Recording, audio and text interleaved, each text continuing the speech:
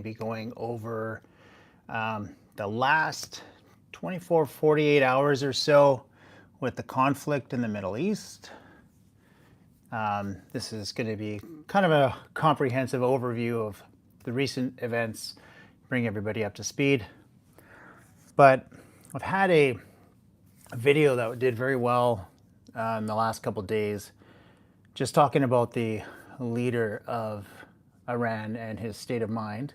So if you're interested, go check out that video. But it really made me wonder, what is the internal workings of Iran, such as political structure, because it's different than what we have in the West, as well as some of the influence that the new leader would have. So what's his internal circle look like of advisors, as well as the biography of Mojtaba Khamenei, and then some of the Middle East structural instability. So that is today's topic. Probably take me about an hour, hour and a half to get through it all. But so stick with me. I think it's going to be interesting. This is a new subject for me. I'm not a historian by any means, so I'm just researching this as we go. I'm currently in the Middle East and therefore very invested in how this conflict will go. I mean, the whole world is kind of holding its breath at the moment, wondering how things are going to turn out in terms of oil and gas prices, what that's going to do for inflation, exporting things like fertilizer, how that's going to affect crops. So, yeah, so since I'm so close to it, I want to understand what's going on, and it helps me to understand it by bringing it to you. So let's get into it. We'll start with the update on the war as of this morning. It's currently 6:30 a.m. Arabian Standard Time. And the strategic environment has undergone a violent and qualitative transformation over the last 48-hour period. It's been high-intensity kinetic activity. So this marks the transition of the 2026 Iran war. Initially launched as a series of preemptive decapitation strikes, February 28th, into basically a systemic war of attrition affecting every state actor in the Persian Gulf and the broader Levant. So we've got a current operational tempo that is Operation Epic Fury, the United States-led air and cyber campaign, and Iran's True Promise 4 retaliatory doctrine, which has now reached its 40th wave of missile and drone launches. Pretty interesting. We've got 2 weeks now, as 14 days. So started February 28th. So we're 14 days in, 40 missile waves and drone launches. We've got a transition of the late Supreme Leader Ali Khamenei to his son and successor Mojtaba Khamenei. So this is a shift in the Iranian tactics toward total regionalization of the conflict.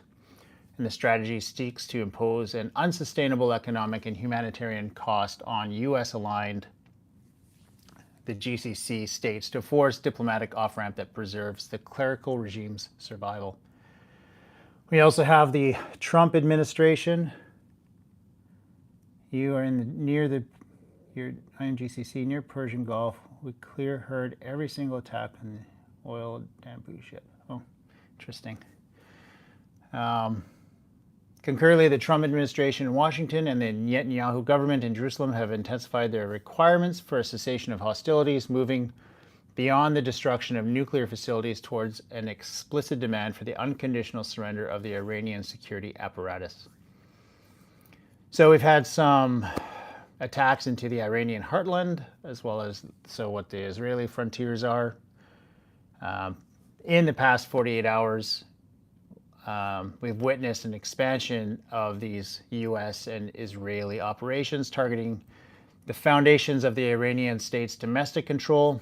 On March 12th and the early hours of this morning, the joint force conducted high-precision strikes against 11 Iranian provinces with a specific focus on the Basij organization and the law enforcement command facilities. The strategic logic of these strikes is to fracture the regime's ability to suppress internal dissent while simultaneously degrading the mobile missile launch sites embedded within paramilitary compounds.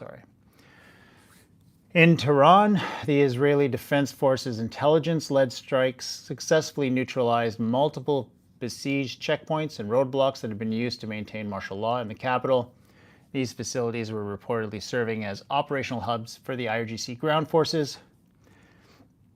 In Ilam province, a concentrated wave of strikes destroyed the provincial internal security headquarters and the central intelligence body of the regime, effectively blinding local command and control. Similar operations reported in Tabriz and Shiraz, where the combined force targeted military compounds responsible for the logistics of ballistic missile batteries. The intensity of the air campaign has been supported by U.S.-Israeli air dominance, which U.S. Central Command CENTCOM Commander Admiral Brad Cooper described as operating with impunity over Iranian territory. Despite this dominance, Iranian missile forces maintained a dispersed and resilient posture, continuing to launch waves of projectiles from hardened underground facilities. So, quite the development. I see I have one like. Thank you very much for the first like of this live stream. My name is Jonathan Paulette. I'm an oil and gas professional. I'm currently in the Middle East. And so I'm just bringing an update as to what we're seeing here on the ground. And I appreciate you joining me this morning. It's very early here. I guess it would be very late in the West.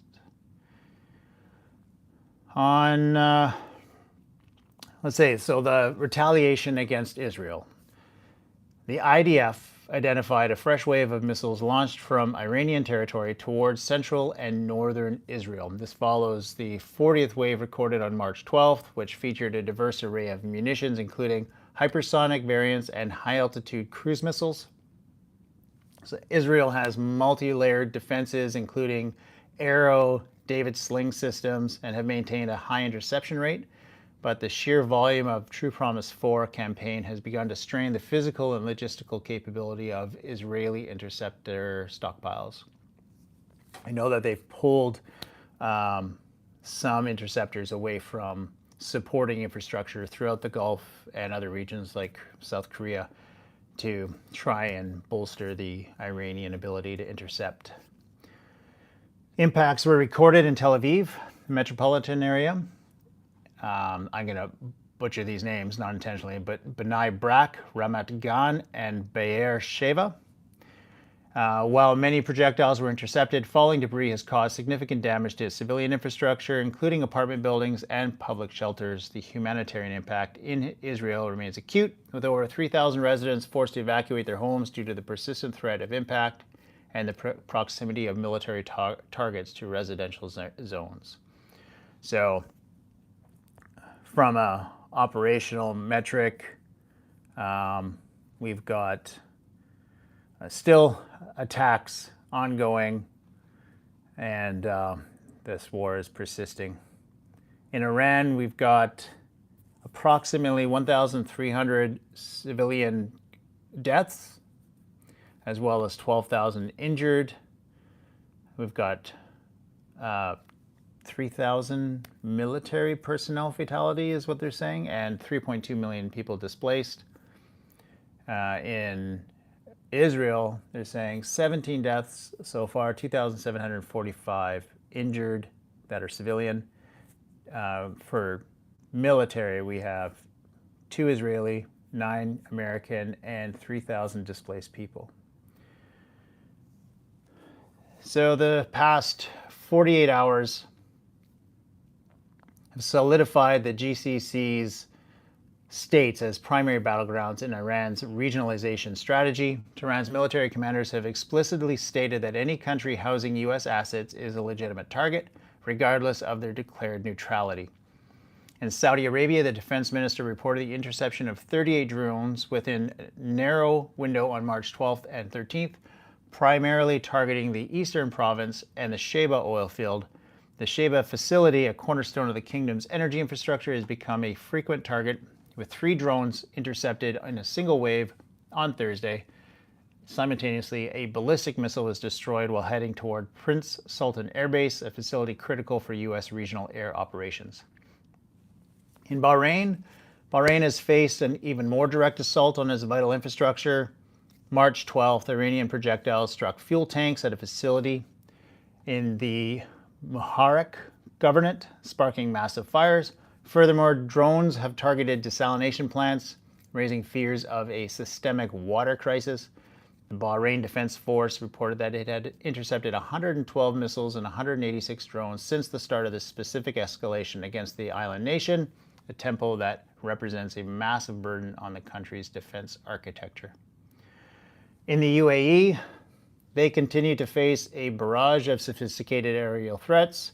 On March 12th alone, UAE air defenses intercepted 10 ballistic missiles and 26 unmanned aerial vehicles. Minor incidents occurred at Dubai Airport, where debris from an interception resulted in 4 injuries and brief operational pauses. UAE officials displayed recovered wreckage of Iranian munitions on March 12th, emphasizing the blatant aggression, as they called it, and the threat to regional stability. They say it's Iranian aggression, but I think it's important to remember that this is all retaliatory. All right. The Mediterranean and the Caspian peripheral updates. Turkey, Azerbaijan, Cyprus. The conflict's reach expanded significantly into states that are not direct belligerents, but are geographically or politically proximate to Iran. Turkey has reported the interception of an Iranian ballistic missile that entered its airspace during a strike on northern targets. In response, Ankara has considered deploying F-16 squadrons to northern Cyprus to bolster its defensive umbrella. Azerbaijan has reported civilian injuries, 4 individuals, and has voiced concern over the risk to its energy corridors, which are vital for European supply.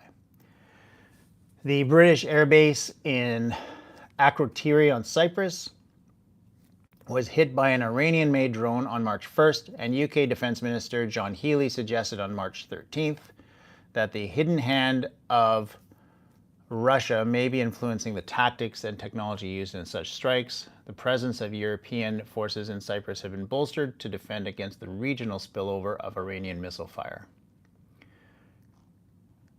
Moving over to Jordan. Jordan continues to experience the fall of missile debris as it acts as a transit corridor for projectiles heading towards Israel. The Jordanian Public Security Directorate reported 259 cases of falling objects and debris between February 28th and March 11th, with 19 injuries recorded in the kingdom. So what's this look like from a maritime perspective?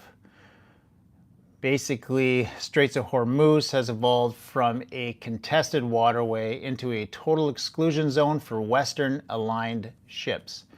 On March 10th, U.S. military intelligence confirmed that Iran has begun planting naval mines in the strait. This prompted a rapid U.S. response that claimed to have eliminated 16 Iranian mine layer vessels. Despite this, the threat remains extreme, with IRGC claiming to have achieved complete control of the strait. In the past 48 hours, the casualty list for merchant vessels has grown. So we've got the MV Mayuri Nari, which is a Thailand-flagged vessel, struck by 2 projectiles on March 11th. The ship was set ablaze and 20 crew members were rescued by the Royal Navy of Oman. While 3 remain missing, the ship was abandoned. We have 2 unnamed Iraqi tankers targeted by Iranian drone boats off the coast of Basra on March 11th and 12th. Both caught fire, resulting in the death of at least 1 crew member. We got 1 Majesty and Star Gwyneth. Both vessels sustained damage from projectiles while transiting the narrow shipping lanes. So traffic tracking indicates a near total cessation of transit by major shipping lanes. However, some vessels are going dark by switching off their automatic identification system, the AIS transponders, to attempt transit. Notably, 2 Indian flag tankers, the Pushpak and the Piramal, successfully crossed the strait on March 12th and 13th, suggesting that Iran may be granting selective exceptions to certain non-aligned states. Do know that the Chinese have also been able to move tankers through there as long as they're broadcasting China-owned. I don't know how long that will last, but of course China is pledged to support Iran financially and with military weapons, so, or I should say spares for military weapons. So it's a strategic move probably to get some movement of tankers through the region. Moving on to the Red Sea, we've got a dual choke point crisis. The strategic synergy, if you will, between Tehran and the Houthi movement in Yemen has created a dual choke point crisis. On March 12th, the Liberian-flagged tanker Chios Lion was struck by a Houthi uncrewed surface vessel in the Red Sea. The explosion caused significant damage to the hull but did not result in a total spill or casualties. It's unmanned. The Houthi military spokesperson stated that this strike was a direct response to the joint American-Israeli aggression against the Islamic Republic of Iran. So this secondary front forces global shipping to avoid not only the Arabian Gulf, Persian Gulf, but also the Suez Canal route entirely. The volume of trade diverted around the Cape of Good Hope remains at historic highs, driving up insurance premiums and freight costs. So quite a few vessels that have been affected by this, damaged or sunk. What this means for energy production in the Gulf. With the blockade of the Strait of Hormuz, it's fundamentally broken the Middle East energy export model. As of March 13th, 2026, storage tanks in Saudi Arabia and the UAE and Kuwait are reaching capacity, forcing unprecedented production cuts. If you are enjoying this content, please subscribe or follow my channel. I'm going to be bringing regular updates. My normal content is oil and gas related, energy jobs related, technology related. This particular conflict I'm covering because obviously it's affecting the energy markets, oil and gas markets. So that's why I'm so focused on it right now, but normally I'm anything to do with energy and technology. So if you're enjoying this, make sure you like and follow, and I'll continue to bring you updates and do regular lives. So in Qatar, they declared force majeure on March 4th and kept its massive LNG facilities offline through to today, cutting off 20% of the world's LNG supply. In Iraq, southern oil field production has collapsed from 4.3 million barrels per day to 1.3 million barrels per day. Operations at all oil terminals in Basra were halted on March 12th following the drone boat attacks on tankers. Saudi Arabia, the 550,000 barrel per day Ras Tanura refinery remains suspended. The kingdom has prioritized rerouting crude through the east-west pipeline to the Red Sea port of Yanbu, though this route is now under threat from Houthi USVs. In Kuwait, Kuwait Petroleum Corp has issued force majeure notices and implemented precautionary output cuts to match the reality of zero maritime exports. Can't get the oil and gas out, all the tankers are full, can't move them through the straits, so got to stop production. So even if the straits does open up, it's going to take some time to bring these facilities back online. Water. So desalination. We are in the a very arid part of the world, which is very hot for much of it. And this has been a critical escalation in the past 48 hours, a deliberate targeting of the region's desalination capacity. GCC states are among the most water stressed in the world, with Bahrain, Kuwait, and the UAE relying on desalination for up to 90% of their drinking water. In Bahrain on March 12th, they confirmed that an Iranian drone strike caused material damage to a desalination plant. While initial reports suggest no disruption to water supply, the strategic signaling is clear. Iran is preparing to weaponize the region's survival against its neighbors. Iran has also accused the U.S. of striking its own desalination plant at Keshem Island, which provides water to 30 villages, establishing a tit-for-tat cycle in the water domain. A CIA analysis suggests that GCC's 56 main desalination plants are so vulnerable that their destruction could trigger a national exodus from major cities within days. So we'll see what happens. Hopefully this is not how that plays out. The Trump administration, let's look at now I guess the U.S. State Department and the Trump administration. Their diplomatic stance has basically hardened since the war's first week.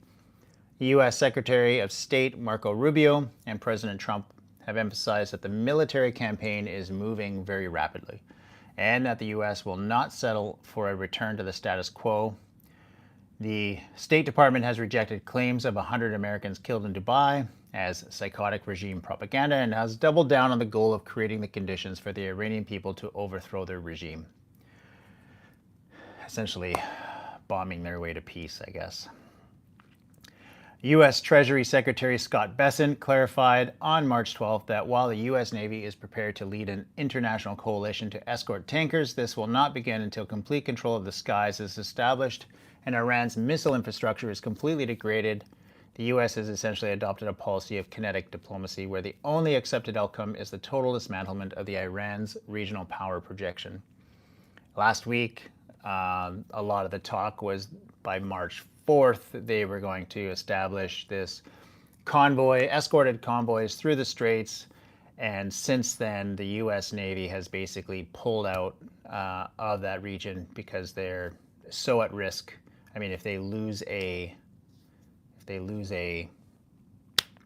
carrier, it would just, I don't even know how the U.S. would recover publicly. The publicity from that would be terrible. So they're not going to be escorting anybody anytime soon. Iran's terminal demand. So we've got the new leader, Mojtaba Khamenei. With him becoming the supreme leader, it signaled a war footing leadership style. In his first attributed comments on March 12th, he called for neighbors to expel U.S. forces and vowed that the IRGC would determine when the conflict ends. Iranian President Masoud Pezeshkian has codified the following non-negotiable demands for any ceasefire. Full recognition of Iran's rights to a complete nuclear fuel cycle for energy, payment of reparations for the unprovoked destruction of Iranian infrastructure, legally binding international guarantees against future U.S. or Israeli aggression. Iranian Foreign Minister Abbas Araghchi has specifically challenged Washington to attempt a ground invasion, stating that Iran is prepared for a 6-month intense war at the current pace of operations. If they can drag this out to the midterms in November in the States, this would obviously be detrimental to the U.S. Current administration. And I know Trump has fears of being impeached. So can Iran make it last that long? Is it in their best interests? Well, let's see. So GCC, let's look at China, Russia, and India as well. The GCC states, while formally aligned with the U.S. in condemning Iran at the UN, their resolution 2817, the GCC states are increasingly alarmed by the damage to their economic engines. A joint GCC statement on March 12th emphasized the importance of dialogue and diplomacy as the sole path to preserving regional security. I think they're starting to realize now that having an American base on their soil is not a deterrent. It makes them a target, and that's obviously Iran's objective in this. China and Russia. So both powers have transitioned from deep concern to active diplomatic opposition. Beijing has stated that the U.S.-Israeli strikes have no UN Security Council authorization and violate international law. Russia has reportedly shared intelligence on U.S. troop movements with Tehran to aid in targeting. Both countries abstained from the recent UN resolution demanding an end to Iranian attacks on Gulf states, arguing it was biased for not mentioning the initial U.S.-Israeli strikes. In India, Prime Minister Narendra Modi spoke with both Netanyahu and the Iranian leadership on March 12th and 13th. India is in a precarious position. It has lost sailors in this conflict and faces a severe LPG shortage. New Delhi is reportedly seeking a safe passage agreement with Tehran for its flag vessel, but Iranian sources have denied any formal deal, reflecting the internal chaos of the Iranian administration. The current tempo of the conflict is one of systemic escalation. The initial U.S.-Israeli hope for a rapid regime collapse or a quick diplomatic submission has not materialized. Instead, Iran has successfully internationalized the war, drawing in its neighbors and global maritime trade into a kinetic risk. So it's expanding. I would say the U.S.-Israeli air campaign is active. It's targeting internal security and besiege hubs. Iranian retaliation, it's sustained 40th wave, hypersonic, and hypersonic variants are being used. Maritime traffic is effectively closed. We've got mine laying and tanker hits. In energy markets, Brent crude went to all-time highs. Oil production is cut down, and currently no active diplomatic channels. So the window for an off-ramp seems to be closing as the conflict enters its third week. The transition of targets from military bases to civilian desalination plants and civilian infrastructure suggests a move towards unrestricted warfare. As the U.S. and Israel continue to pursue the unconditional surrender of the Iranian state, the clerical regime under Mojtaba Khamenei appears prepared to incinerate the region's economic prosperity to ensure its own survival. The immediate future suggests a further intensification of the water war and a likely move by U.S. and Israeli forces to take complete control of the skies to facilitate a long-term naval escort mission in the Strait of Hormuz. So it is looking kind of grim at the moment with no diplomatic channels open and no clear way to get out of this situation in the near term anyways. So that was the overview. As I said at the beginning, I wanted to talk about several things. Helps for me to understand this situation because I am in the Middle East and I do want to understand how this is going to play out. So I want to look at the political structure of the Iranian government. Also the inner circle of Mojtaba Khamenei, as best as we know. Basically the influencers or advisors that would be giving him guidance. I mean, he is in mourning as most of his family was killed. So, how would he, basically, what's his mental faculty at this moment? Balancing that against the religious aspect, because we have the Shia Muslim doctrine within that. So how is that affecting his decision making? So going to the political structure of Iran. The political architecture of the Islamic Republic of Iran is unique and a complex hybrid system, often described by political scientists as a unitary presidential theocratic Islamic republic. At its core, it's designed to basically synthesize or join together modern republican forms such as a presidency and a parliament with a clerical oversight structure that ensures all state actions conform to Islamic principles. So unlike the West, where it's supposed to be not under a church or any kind of religious governance, this is very different. You have your regular government, and above that, the ultimate authority is the Islamic faith. The system is governed by the doctrine of the Vilayat a Faqih, guardianship of the Islamic jurist, which posits that political authority flows from religious legitimacy. To understand who holds the ultimate authority, one must look at the hierarchy of the leader versus the head of the government. So, supreme leader is essentially the ultimate authority. A refinery in Texas is boom boom. I haven't heard that. I'll have to check the news.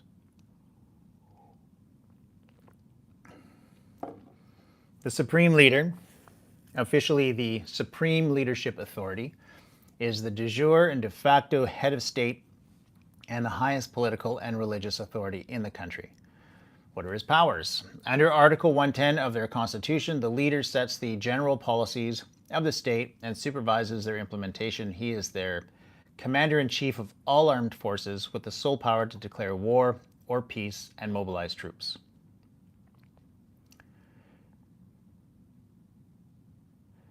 I'm just reading the comments here. Mojtaba is a strong believer in end times eschatology.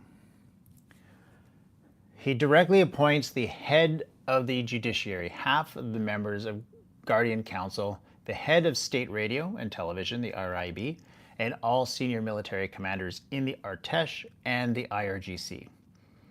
He's appointed for life by the Assembly of Experts. And following the death of Ali Khamenei on February 28th, Mojtaba Khamenei was named the third supreme leader by the Assembly of Experts on March 8th of 2026. Next, we have the president. The president is the second highest ranking official in the head of the executive branch. While the president is the face of the government to the world, the office is constitutionally subordinate to the supreme leader.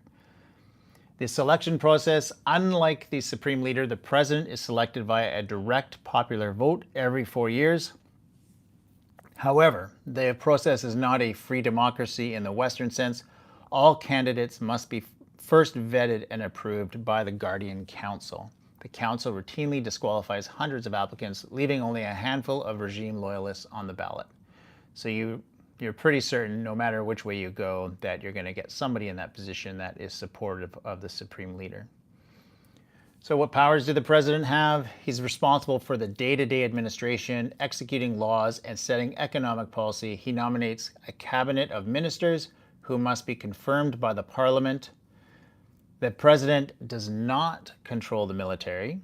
Iran is the only modern state where the executive branch does not have command over the armed forces, and the supreme leader has the power to dismiss the president or any of his ministers at any time. So, decision making.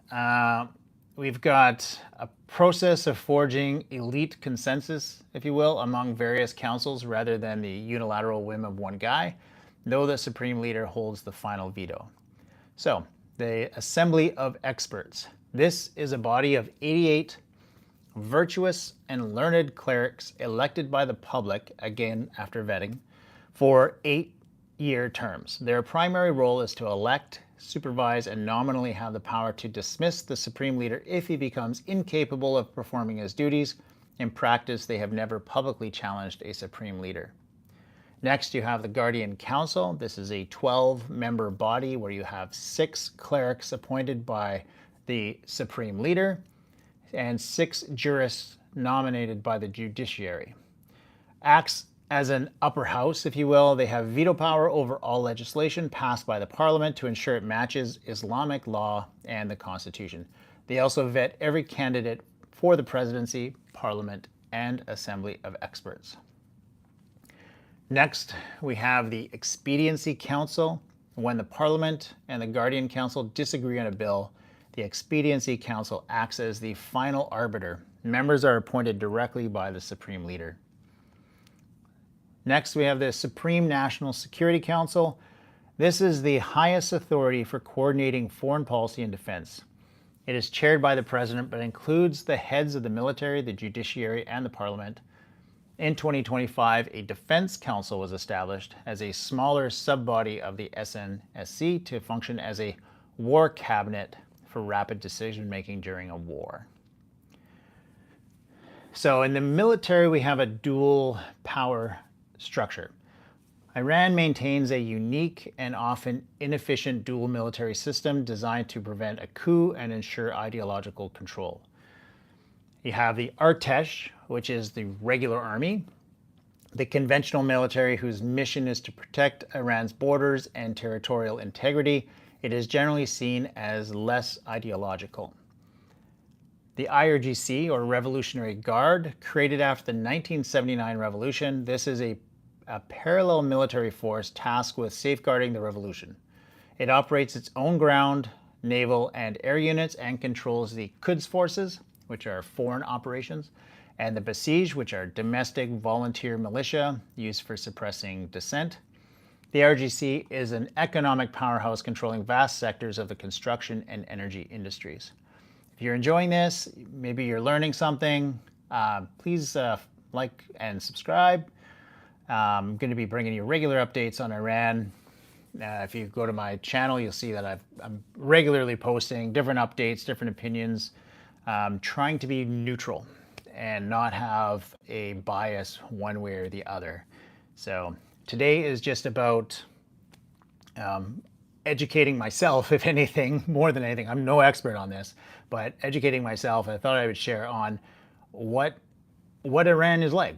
How do they function as a people, as a government, and maybe through that we can have a better understanding of maybe some of the decisions that they make in this conflict.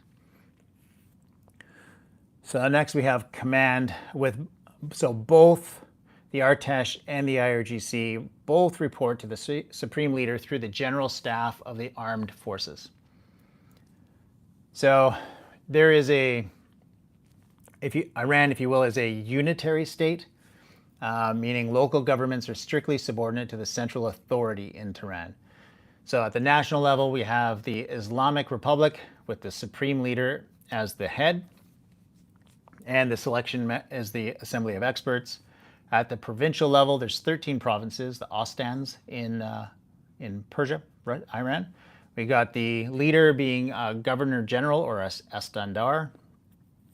These are appointed by the Interior Minister. From a county perspective, we have 429 counties. There's a governor for each county, and they are appointed. Districts, we have 1,057 districts and 1,245 cities. These are municipal, so you have like a mayor appointed by the local council. The local councils, since 1999, city and village councils have been directly elected. While they manage local services, their authority is limited compared to the governors appointed by the central government. So decisions are not made through a simple democratic vote of the people. Instead, they are made through vetted institutional loops. You have the Supreme Leader. He sets the grand strategy, the direction for the country. You have the SNSC and Defense Council that manage security mechanics. The president manages the bureaucracy to implement the strategies that are laid out by the Supreme Leader.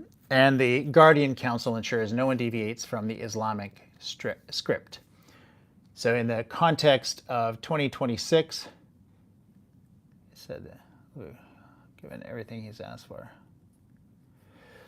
So in 2026 context, the system has allowed for a decentralized response. The IRGC units often act on standing general instructions given in advance, allowing them to continue operations even when central command nodes are targeted. So I'll do a little high overview of the inner circle that, as we know it, for Mojtaba Khamenei, and then I'll do a little bit more of a detailed analysis. So Mojtaba Khamenei's inner circle is less a group of religious scholars and more of a security network coalition. His rise to power following the death of his father and other family members was orchestrated largely by the military and intelligence elites he has spent 2 decades cultivating. I think it's important to understand who the new leader is. Now, I don't know how long he's going to be in power. I don't think he's, I think he's on the list of people that the Americans don't want. So if they have any influence and stick to what they've already done, they've killed the first 2 Supreme Leaders, so very likely they're going after the 3rd. But I understand he was also injured in the same attack that killed his family. So I'm not sure what his capacity, they haven't really said what his injuries were. But he was still selected, even though he's injured. But unlike his father, who balanced various factions, Mojtaba's advisors are almost exclusively hardliners from the security apparatus. The Habib Circle, the wartime network. The core of Mojtaba's influence stems from the Habib Battalion, a unit he served in during the Iran-Iraq War. This group has evolved into a powerful patronage network that now holds the keys to the state. Hussein Taib, the former head of IRGC intelligence, has arguably the most critical figure in Mojtaba's orbit. For years, Taib acted as the enforcer for the Khamenei family, managing the suppression of domestic protests and monitoring rivals. He is a primary architect of the security first doctrine Mojtaba is expected to follow. Next, we have Vahid Haghanian. I'm sorry for my pronunciation of these words, but these names, often referred to as the executive deputy of the Supreme Leader's office. Haghanian has been a shadow operator for decades. He is a bridge between the IRGC and the Beit, which is the leader's household, ensuring that military loyalty translates into political action. Next, we have the institutional kingmakers. Several strikes has caused several high-ranking officials to have pivoted to become more Mojtaba's public pillars. So we have Mohammed Bagher Kalibaf, the Speaker of the Parliament and an IRGC veteran. While once seen as a rival, Kalibaf has recently appeared in military-style attire, signaling total allegiance. He represents the technocratic military wing that will help Mojtaba manage a war-torn economy. Next, we have Asghar Mirhijazi. Wow. They're all so different than I'm used to pronouncing. So, the long-standing security chief of the Supreme Leader's office, despite early rumors of his death in the strikes, he reemerged to pledge loyalty. He provides the institutional memory and continuity needed during this transition. And then we have Gholam Hussein Mohseni Ejai as the Chief Justice. He provides the legal and religious cover for the more aggressive internal security measures Mojtaba is likely to implement to maintain order.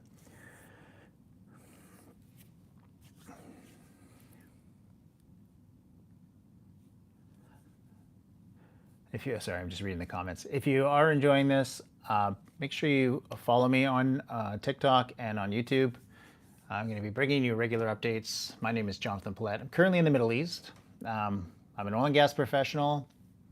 Normally my social media is about oil and gas, technology, oil and gas jobs and careers, as well as the energy sector in general. This is practical energy insights. So not just oil and gas, but renewables and nuclear and you name it. So that's normally what my channel is about. This conflict is very relevant to the energy industry, which is why I'm covering it. So if you like this type of content, make sure you find value in it, then please follow me and I will, hopefully you'll get notifications of my live streams, which I'm doing on a regular basis. All right, so how they influence his response to the family deaths. The influence of this circle suggests that Mojtaba's response to his family's death will be framed not just as personal grief, but as a state-mandated vendetta. Vengeance over diplomacy. His advisors, particularly Taib and the new IRGC commanders, view any sign of moderation as betrayal of blood. They are likely to push for strategic defiance, using the trauma of the assassinations to justify rapid nuclear escalation or intensified proxy attacks. The Janbaz persona, state media, likely directed by this inner circle, has begun calling Mojtaba the Ramadan wounded, or Janbaz. This branding, encouraged by a security team, transformed him from an heir, if you will, into a warrior king whose authorities is sanctified by his personal loss. The circle operates with extreme secrecy. Reports suggest they are currently using AI-augmented videos and carefully timed statements to manage his image while he potentially recovers from injuries, ensuring the transition looks seamless even if he is not yet ready for public appearances. Mojtaba is surrounded by men, basically, who believe the Islamic Republic can only survive through iron and blood. If you were hoping for a reformer's son, his inner circle suggests the exact opposite, a leader who is structurally beholden to the most hardline elements of the Revolutionary Guard. So, kind of interesting how we have this role and of the people that are advising his actions, if you will. I did want to cover another topic, but I just cannot seem to find it. I wanted to talk about how the religion influences his decision making, because he is in mourning And I posted a video as to how my state of mind would be if my entire family was killed, and I was suddenly put in a position where I had leadership of a country, of a military, and I was in a current state of war. And a lot of the comments from Muslims were interesting, to the fact that they were saying that he would not treat this personally. So I'll cover that really quick. The ascension of Mojtaba Khamenei to the position of supreme leader, basically amidst the smoking ruins of his family compound, represents a psychological and theological perfect storm in Iranian politics. So to understand his mindset, we have to go back beyond Western political theory and to the 1400-year-old archetypes of Shia Islam and the specific cultural constructs of Iranian honor. So the defining lens, I'm getting my information from researching on the internet. So if I'm wrong and there's any Shia Muslims on here, I mean no offense. I'm trying to understand how this is all puts together in the context of what the mindset of the Iranians and the Shia Muslims would be. So the defining lens for any Shia leader is the Battle of Karbala in 680 CE. For Mojtaba Khamenei, the current war is no longer a strategic dispute over nuclear enrichment. It is a literal reenactment of the foundational tragedy of his faith. So in the context of the shared sacrifice, in Shia theology, Imam Hussein was not just a leader who died, he was a leader who watched his infant son, his brothers, and his companions slaughtered by a technologically superior but morally bankrupt tyrant, Yazid. Mojtaba's loss of his son, Muhammad Bagher, and his wife, Zahra, places him in a divine mirror of Imam Hussein.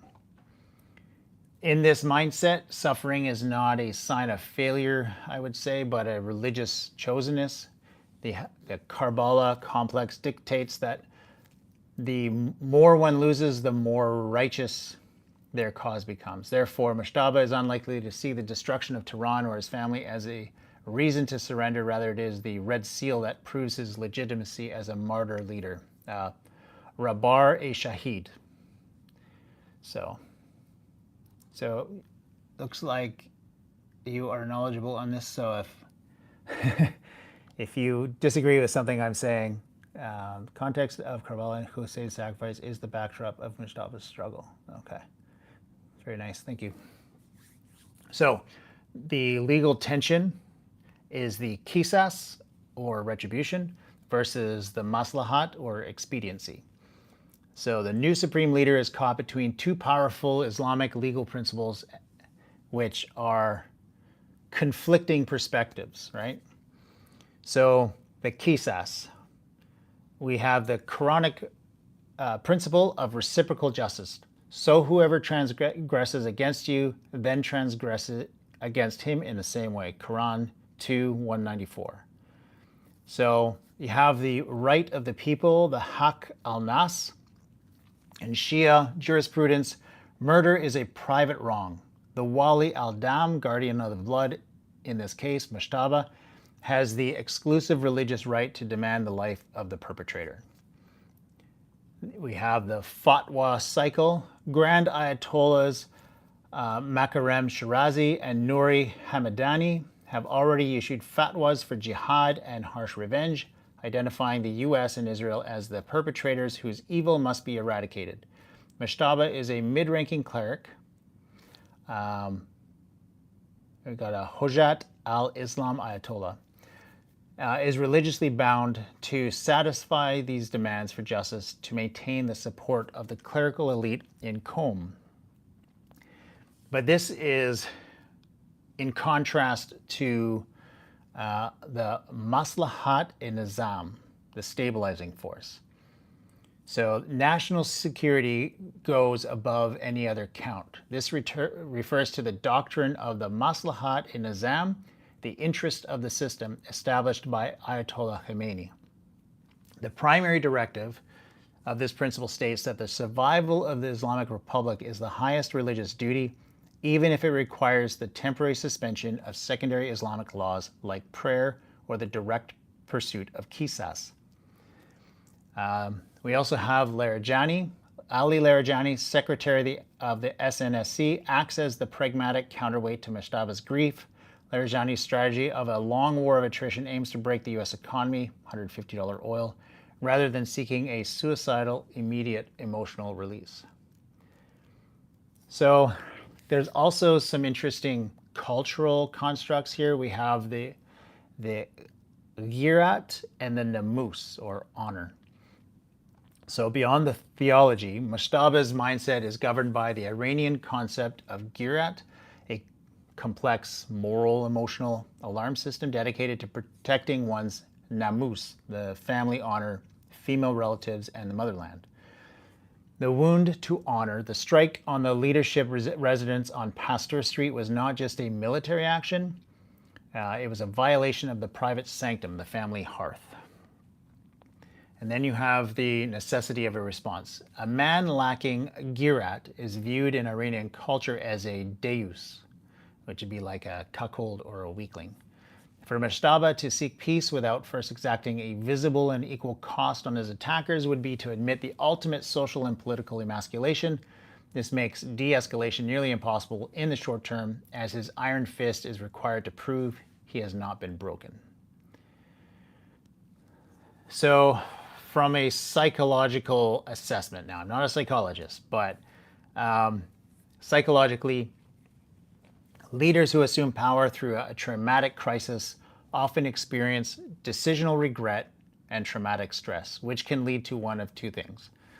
The resilient pragmatist. He compartmentalizes his grief to focus on the survival of the Nizam, knowing that a full military collapse would desecrate his father's legacy. And then you have the avenging zealot. He refuses his personal tragedy with state power, believing that a suicide of the state is preferable to a life of humiliation. So, with the current IRGC's wave of missiles and the strikes on the Haifa refinery suggest that Mojtaba is opted for the avenging zealot path for now, by naming the missile waves after sacred codes of revenge, such as the Ya Hadar Karar. He is signaling that his personal grief is now the fuel for a regional holy war.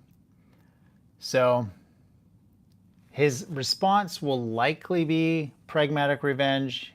He is the product of the IRGC's sacred defense culture, which emphasizes outlasting the enemy through attrition. He will not seek peace in the Western sense, negotiation and compromise, because his religion, the Karbala paradigm, his legal system, the qisas, and his culture, the girat, all demand blood for blood. However, he is unlikely to pursue a path of total destruction if it threatens the interests of the system, the maslahat. He will seek to inflict maximum pain on the US and Israel, specifically aiming for the leaders who ordered the strikes until he has restored enough face, aberu, to claim a Hussein-style moral victory. In his mind, he is currently at high noon in Karbala. The buyers of his family are his battle standard, and the war is his only remaining connection to the legacy he has inherited. So I think that's important context. Hope I got that right. If there's anybody that knows this subject better, feel free to jump in the comments and let me know. And I'm always happy to have made a mistake, be corrected, and learn something. So I do want to go back into a little bit about Mojtaba's biographical and strategic background. If you are enjoying this content, if you find it valuable, then please like and subscribe. My name is Jonathan Paulette. An oil and gas professional currently in the Middle East. So I'm trying to bring you an unbiased perspective of what is going on with this conflict. And we have a new leader in Iran. I think it's important to do a overview of who this person is, how the internal structure of the government is in Iran, how they might respond throughout this conflict. just to better understand, is this going to be a 3-week conflict or is this going to be a 6-month or longer conflict?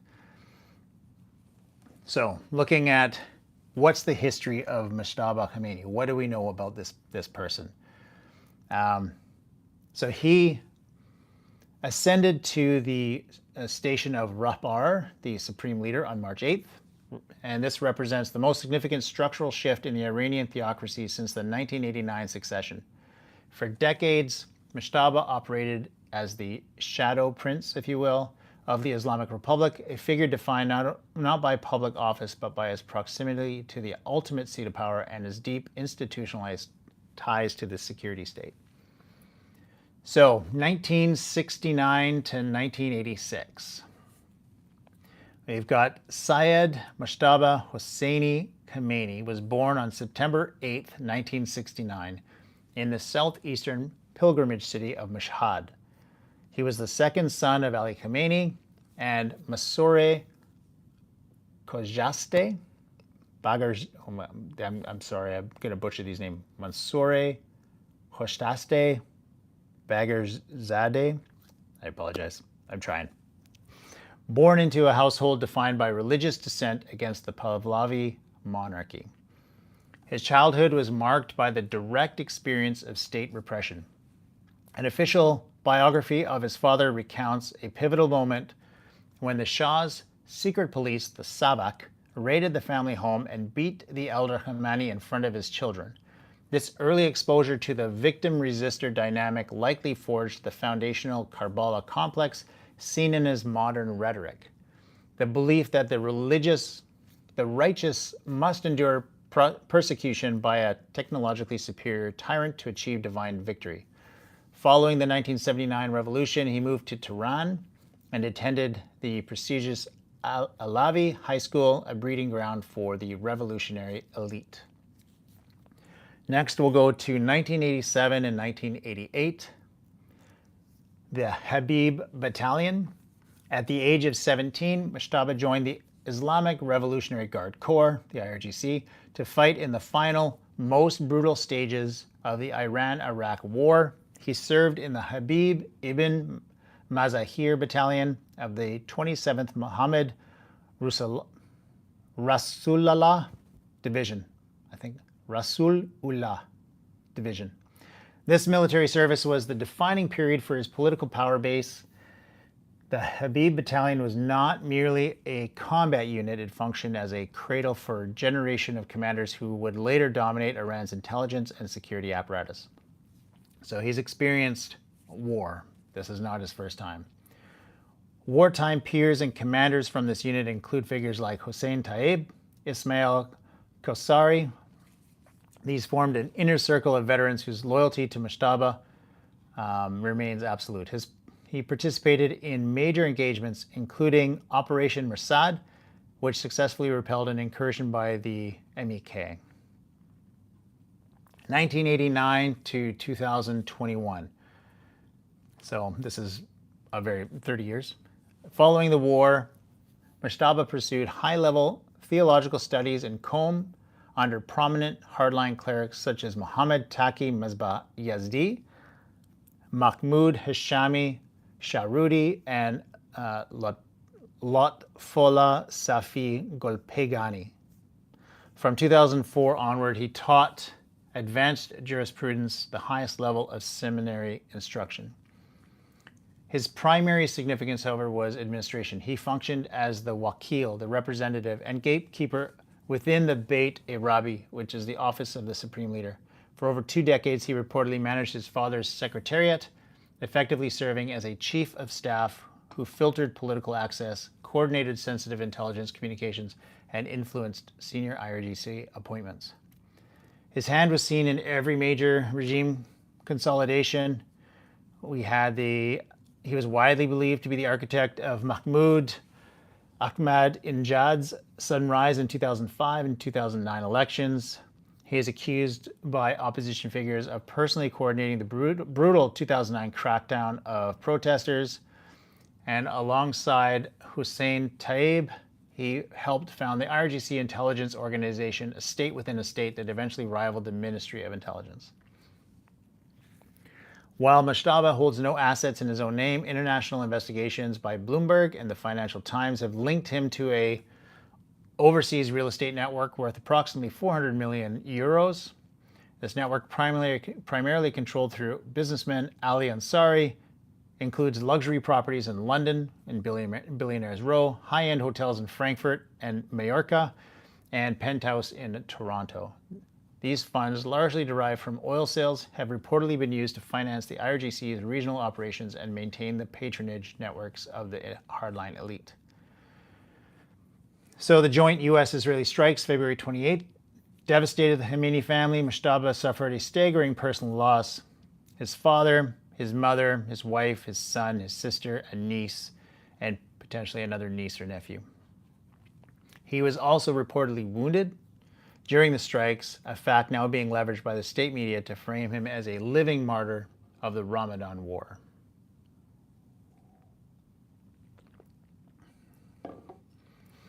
All right. So, what's this mean from a psychological and religious context? So, the people view his rise through a dual lens. We have the Karbala archetype. Basically, this is a Husseinic battle. Sorry, I gotta slide the puzzle piece over to tell the AI that I'm still here. All right. In the Shia psyche, the more one loses, the more divine legitimacy they possess. The loss of his father, his son, mirrors the tragedy of Karbala, making him a figure of profound religious weight despite his mid-level clerical rank. He is currently balancing the religious duty of revenge, the qisas, the right of the family to demand blood for blood, with the expediency of the state.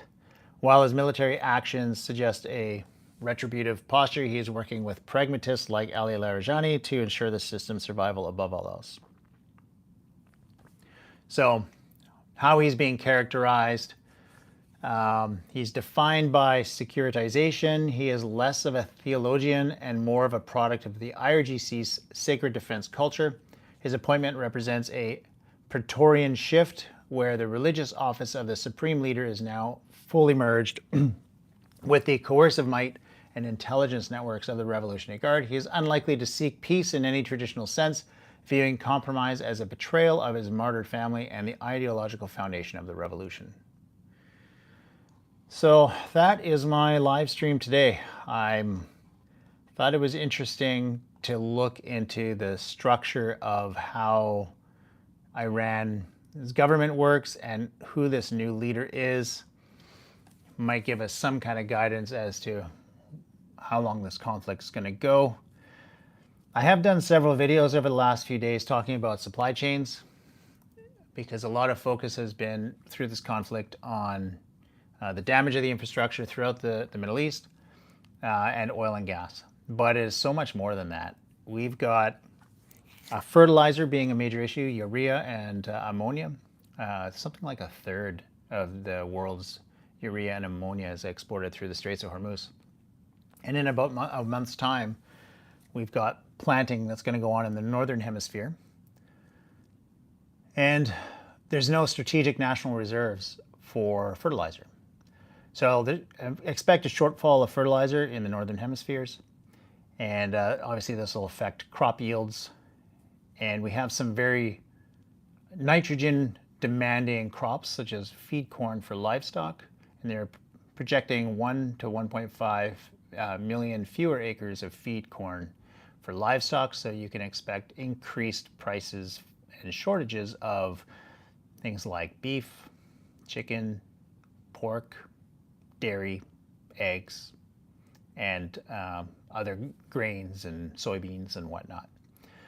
We also have a reduction in sulfur exports, and sulfur is used to make sulfuric acid to extract things like nickel and cobalt, which are used to make the batteries for the EV, like EV batteries and whatnot. We have shortages of bitumen, which would be used for asphalt and road construction. There's going to be shortages of bromine, which is used as a fire retardant coating on electronics and circuit boards.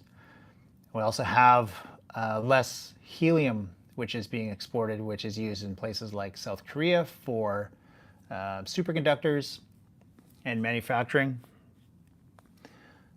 We also have, without anything going through the Straits of Hormuz, we don't have ethylene making its way out, which is a base component of polyethylene or plastics. So you can expect raw material for plastics and anything that's manufactured out of these chemicals to be increased. So even if you say, for example, you're in the northern hemisphere, North America specifically, and you're thinking, oh, we've got lots of oil and gas, we're fine. There's a lot of other factors, as well as the delay in shipping around the Cape of Good Hope, around like the Horn of Africa. So an interesting political change here. If this doesn't wrap up soon, I picture that this is going to be a major destabilizing, high inflationary force in the planet. So if you're in the Middle East like me, make sure that you keep your head on a swivel. Like and subscribe to this channel. Keep you up to date as events unfold. If anything really important comes up, I'll make sure to put out a video right away. And if you follow me, you're going to get notified. And some other just pragmatic things to do is keep your passport on you, keep some money. You never know, maybe you're out at the mall or something and can't get back to your hotel to get that. If you need to get out of the country, it's best to be prepared. So that's it for today. I really appreciate everybody's time. Thank you for tuning in. And once you've liked and subscribed, if you check out some of my videos, leave a comment. I do read every comment, and I'll be sure to answer anything that you might have to say there. All right. So take care, everybody, and thanks for watching.